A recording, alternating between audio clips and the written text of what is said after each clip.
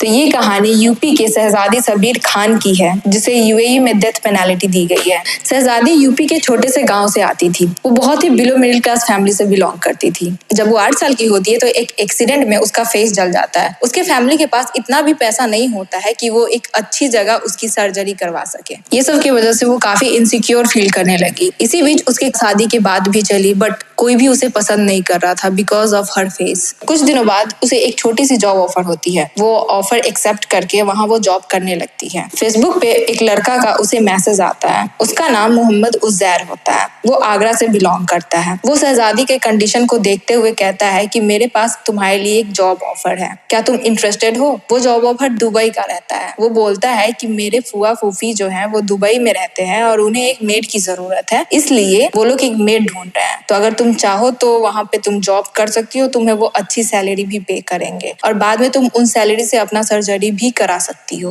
वो दुबई में मिले जॉब की बात अपने फैमिली को बताती है। फैमिली मान जाते हैं। उसका वीजा लगता है और कुछ दिनों बाद वो 2021 में फाइनली दुबई चली जाती है। वहाँ पहुँचने के बाद उसे वहाँ मिलते हैं फैज और उसकी वाइफ नादिया, जो कि उजैर की फूफी थी। शहजादी को दुबई जाने के बाद पता चलता है कि नादिया प्रेग्नेंट थी, इसलिए शायद उसे हाउसमेट की जरूरत होती है। वो दिन रात काम करती है ताकि उनका दिल जीत सके। वो बहुत अच्छे से काम करती है। शहजादी के एफबी आईडी पे फोटोज एंड वीडियोस देख के लगता है कि वो बढ़िया तरीके से वहाँ एंजॉय कर रही है, मतलब वो अच्छे से रह रही है। साल 2023 नादिया को बच्चा होता है। बच्चा 4 मंथ का होता है तो उसे एक टीका लगना होता है। तो एक टीका तो बढ़िया तरीके से लग जाता है, सब नॉर्मल रहता है। जब दूसरे टीके की नंबर आती है तो टीका लगने के बाद बच्चा थोड़ा अनकंफर्टेबल फील करने लगता है। वो थोड़ा सा रोने लगता है। तो नादिया कहती है कि शहजादी तुम जाओ, इसे दूध पिलाकर सुला दो। दूध पिला के सुला देती है। बच्चा दूध पीकर सो जाता है। थोड़ी देर बाद जब नादिया अपने ऑफिस से वापस आती है तो देखती है कि बच्चा में कोई मूवमेंट नहीं हो रहा है। वो देखती है कि बच्चा तो आमतौर पर इतने देर तक नहीं सोता है, तो आज इतनी देर तक क्यों सो रहा है। तो वो बच्चा के पास जाती है और देखती है कि बच्चा में कोई मूवमेंट नहीं हो रहा होता है।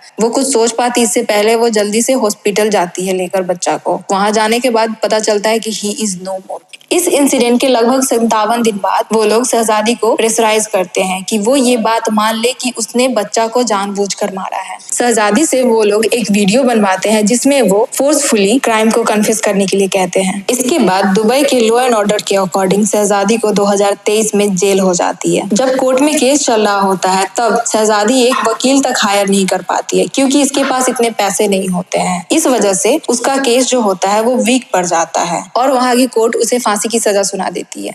14 फरवरी को शहजादी के घर एक कॉल आता है जिसमें वो कहती है कि ये शायद उसका आखिरी कॉल है। टाइम खत्म हो गया बस। अरे नहीं बेटा, ऐसे नहीं, अल्लाह लगा ना ना ना, ले बात कर मेरे से।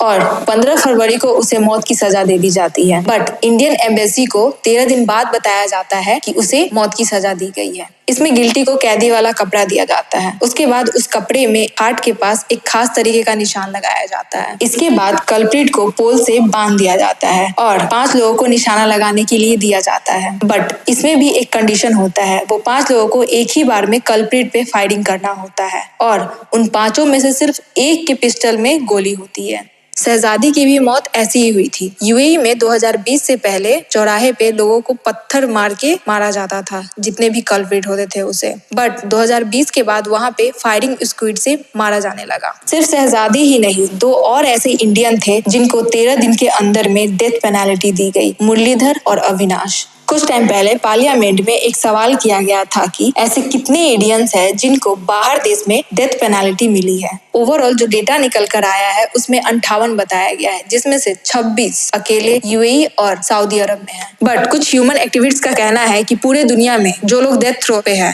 उनका नंबर 300 के पार है। तो अब बात ये आती है कि क्या इंडियन एम्बेसी ने शहजादी को बचाने की कोशिश नहीं की? बट इंडियन एम्बेसी ने पिटीशन 2 बार फाइल किया और एक बार मर्सी पिटीशन भी फाइल किया, जिसे यूएई के गवर्नमेंट के द्वारा रिजेक्ट कर दिया गया। मुझे लगता है कि यहाँ पे दुबई के गवर्नमेंट को थोड़ा और अच्छे से इन्वेस्टिगेशन करना चाहिए था, बिकॉज जो बच्चा मरा है उसका पोस्टमार्टम नहीं हुआ है, जिससे ये पता चल सके कि वो बच्चे की मृत्यु कैसे हुई है। एक वीडियो को एविडेंस मान के इस तरीके से किसी को डेथ पेनल्टी देना मुझे नहीं लगता कि ये सही है। शहजादी आई तो थी दुबई अपने आंखों में बहुत सारा सपना लेके। उसने सोचा था कि मैं सर्जरी करवाऊंगी, मैं बहुत सारा पैसा कमाऊंगी, अपने मम्मी पापा का हेल्प करूंगी। बट ये बात शायद उसे दूर दूर तक नहीं पता था कि वही देश उसकी जान ले लेगा।